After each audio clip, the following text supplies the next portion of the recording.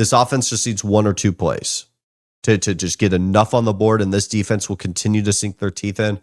And I think of the college football playoff setting where you have an Oklahoma team with Brent Venables.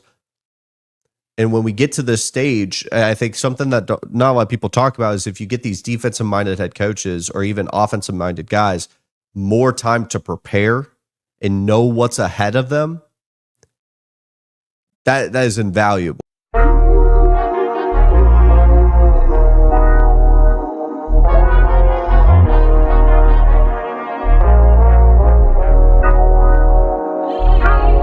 Number 8, Oklahoma beats number 22 Missouri 17-6. Oklahoma is a flawed team.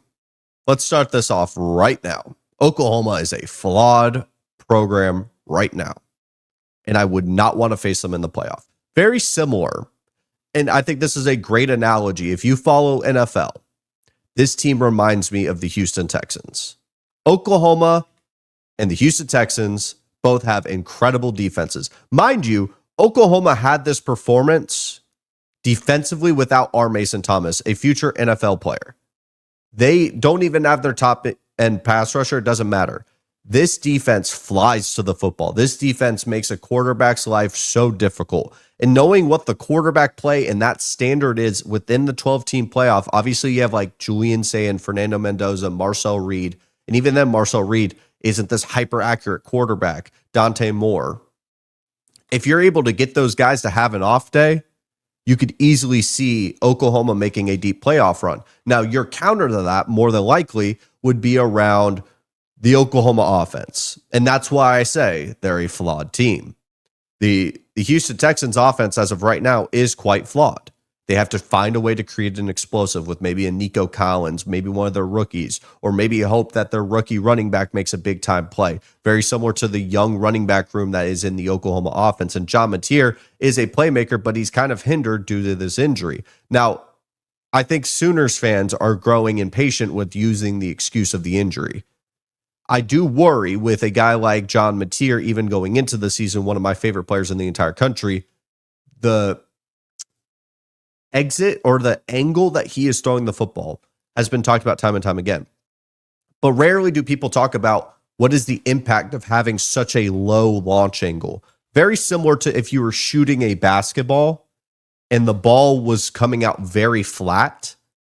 The problem with that, when throwing a football, and we saw it a little bit in this game, is when you need John Mateer to kind of have an arch to it to drop it in a bucket. It allows for a lot of cornerbacks, if they're able to get their head turned and they're in good position against like Satania or Deion Burks, they are much more easily likely or capable to be able to swat a ball down.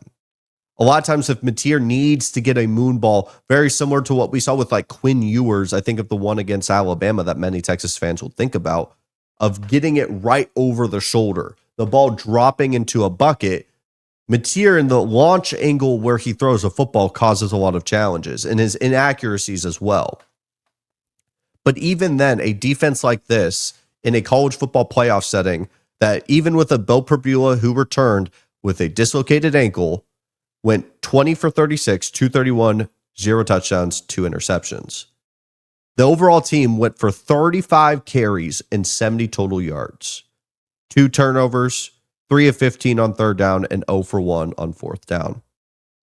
There was a moment in this game where Oklahoma got a blocked kick that absolutely changed the momentum, because early into this game, it had Missouri written all over it. It looked like the game that many people were expecting, where Missouri and Oklahoma were going to trade off punts. Their defenses were going to show up, and Missouri's front seven is legit. But once this blocked kick happened, I believe 87 yards, Isaiah Satania, this offense just needs one or two plays to just get enough on the board, and this defense will continue to sink their teeth in. And I think of the college football playoff setting where you have an Oklahoma team with Brent Venables.